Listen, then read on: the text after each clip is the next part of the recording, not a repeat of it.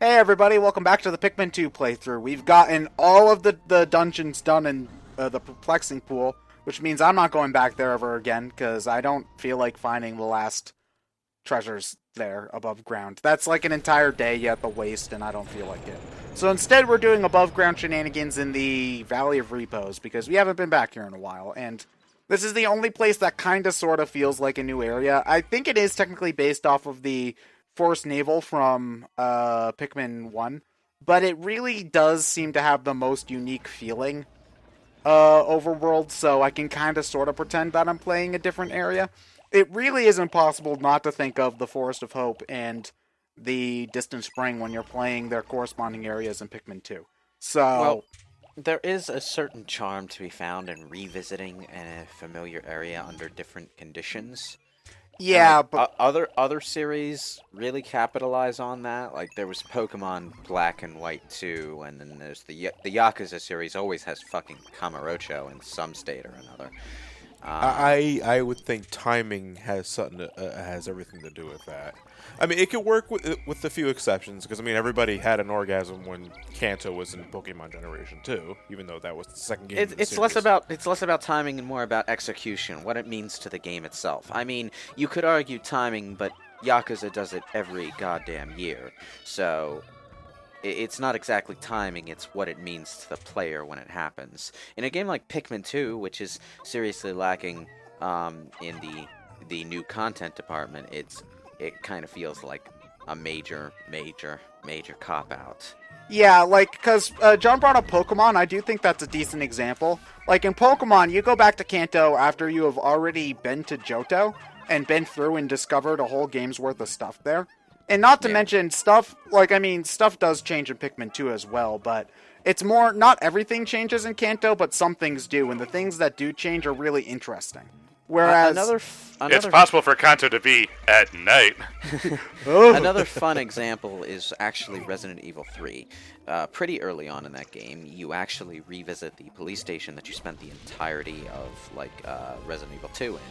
It's a very small portion of the game, but it's also very familiar, and it sort of gives Resident Evil a sense of scope, in the sense that, okay, this is the area you spent the entire last game in, and now we're just paying it a little visit on our way to somewhere Turns else. out that birthday party was canceled. Shadow Moses in Metal Gear Solid 4. Yeah, back there although that kind of got spoiled for me by the relative lack of content in the second half of the game. I mean, how there was no second half of the game. Yeah, more or less. Metal Gear Solid 4 is a game? Well, for the first two acts, it's a wonderful game. Then it forgets to be a game. I mean, you can give Metal Gear Solid 5 as much shit as you want for its story, and believe me, it deserves it. But you know, in between At least the game's great. in between the overly recycled gameplay segments. No, you fools! No, okay, this is something that frustrates me. The Pikmin are dumb enough to walk into water. They don't do that in Pikmin 1. They don't walk into water like morons. Well, there they walked into water because I led them there. That's my fault. Because you let them there. But You can lead a Pikmin to water, but you can't force him to drown. Good point. But no, the Pikmin, if you're in Pikmin 1, and the only way back is through water, and there's not blue Pikmin on the object, they'll stay in place. They'll hover near the edge of the water until they have to go. But in this game, they'll just walk into the water like goddamn morons. I know that the Pikmin aren't supposed to be smart, but they at least have something resembling a self-preservation instinct in the first game. In this game, there's nothing like that. They'll walk into water, fire, electricity, nothing. They'll walk into everything, and they just don't care. It's infuriating. I'm doing it for you, Alamar. No, don't do it for me. Oh wait, no, this is the instance that's even worse, because okay, so I leave the white Pikmin up there. God damn, I hate this game. No, here's Let me guess, they're going to dig it up, and then they're going to go to the water. Yeah, even though there's a pathway over land that leads to the ship. That's why I left them there, because I'm thinking, okay, there's a safe way back for them. They'll be fine. But no, like, look, right there. They're supposed to drop down. But no, like, I'm thinking, what the hell happened? My Pikmin are dead. I don't know what's going on. They walked towards the water. Like morons. Oh my god, this game is terrible. How can you defend this? Look, I get... Okay, I sort of get why people liked Pikmin 2 back in the day, but, like, I don't know. Like, and I liked Pikmin 2 back in the day as well. Like, I mean, I think I still kind of preferred Pikmin 1, but at the time I was like, oh, this is the new shiny game. I really like this one.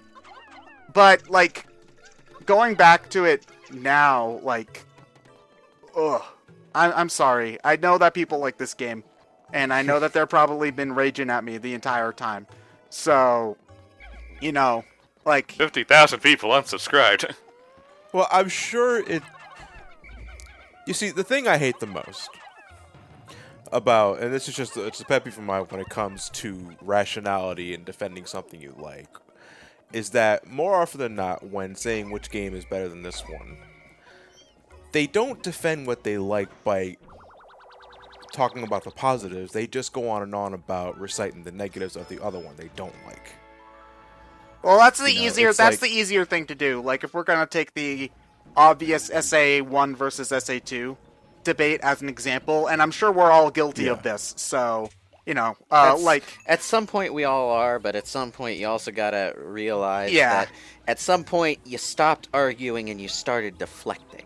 Yeah, it's like, it's very easy to be like, oh, but there's no adventure fields in Adventure 2, and oh, but the radar's better, the radar sucks more in Adventure 2, and, you know, things like that. Like, it's very easy to it's harder to make, it's easier to say no than it is to say yes, in anything, basically. If I were to sum it up in a way, is that there's a really strong and kind of stupid impulse to try and discredit what you disagree with rather than arguing for what you actually agree with. Yeah. Yeah. And this is more to those that are just like in the comments section of just saying like instead of wasting your time pointing out what Ted's doing wrong, why don't you just tell us what you enjoy about the game? Positive reinforcement. Yeah, and then when you do that, I can yell at you about how wrong you are and how much you suck. Right, which is the true argument. Yeah, of course it is. Yeah. You know, I'm not saying, you know, never talk about what you don't like. That'd be kind of stupid. But at the same time, No. At the same time, but can do so without coming off as a total asshat. Oh, well, the answer for me is no. I'm always an asshat. 24/7. So, so the Valley of Repose is kind of split up into two sections. There's the first section that we've been spending most of our time in, and then there's this kind of back half that you have to work your way back to when you've got blues. So, if you're playing this game for yourself, there's really no point in exploring the Valley of Repose again once you leave the tutorial parts until after you get blues, because you can't really explore much else until after you can drain the water there and start building bridges and whatnot. So, I mean, for a second I thought that was a dungeon. Oh, no. Well, I can understand why you'd think that, because we've had a couple of geysers be blocked off by similar rocks. But in this case, there's no dungeon there. It's just... a drain. It's just a drain so that you can get water. Oh, I love these guys. It's the boulder guys again. So they'll kind of just spit boulders at you over and over again. Like jerks. But one thing that I'm actually not taking advantage of right now is that their boulders hurt other enemies as well.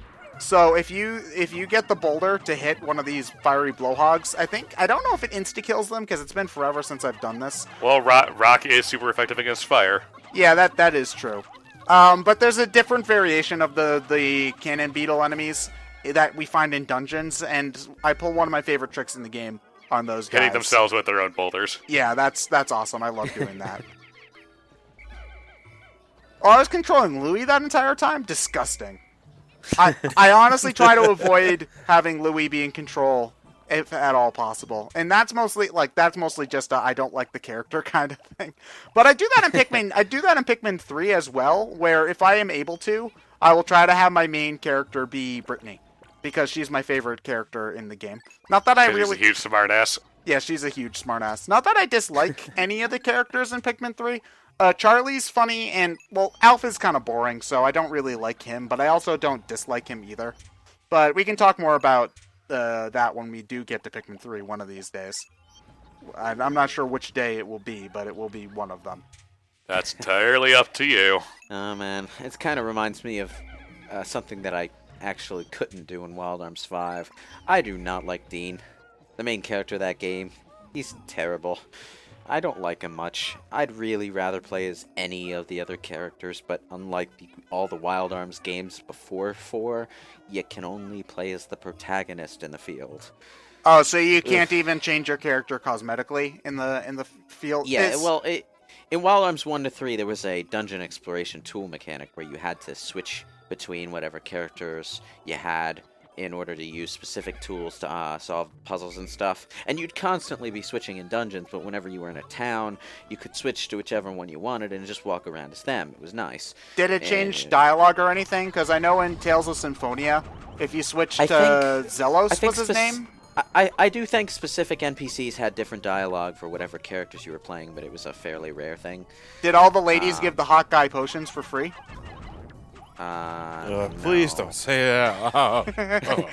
Although I know exactly what you're talking about. I didn't discover that until until I had already had him on my team for hours, and I was just like, "Whoa! I don't have to pay for potions ever again." Oh, they're gels in that game. I don't ever have to pay for gels ever again. It was great. I'm sure if I cut like at least half of the whoring that Matt did in that playthrough, cut the playthrough by 50 parts. I'm positive. Jesus Christ. Just to go back to what Lewis was saying, is Dean like the main protagonist of Dean, game? okay, for context, Wild Arms had a kind of pretty unique anime Wild West feeling to it until Wild Arms 4 made everything go stupid anime and the Wild West thing just sort of became a hanger-on element. So, Dean was the second most anime-tastic trope protagonists, complete with, that best friend, that female best friend who totally has the hots for him when he's totally oblivious to it. The Tales of trope. And Or maybe he's gay. No, he's just stupid. That's not what my fan fiction says. My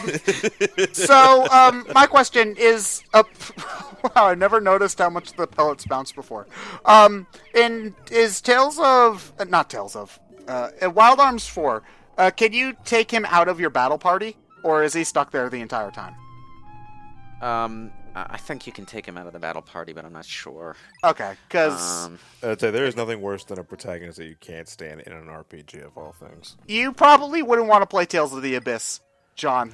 I was going to bring that up myself because I've heard nothing but bad things. It's actually, I know we're at the end of the part. It's interesting. He's an unlikable character, but I actually think he's a very well-developed unlikable character. Until, you get, there's a 2-hour portion where he becomes, an ambassador. I haven't played this game in years, but there's, a 2-hour portion where the well-written unlikableness just kind of sips away, and he's just, a complete jackass. But then he gets better after that. But I don't know, I could talk about Tales of the Abyss. So the jackass becomes an ambassador better or worse than when Joker was the ambassador to Iran? I'm not sure. Or was it Iran's ambassador to the UN? I can't remember, but I don't know, but he had diplomatic immunity. Yeah.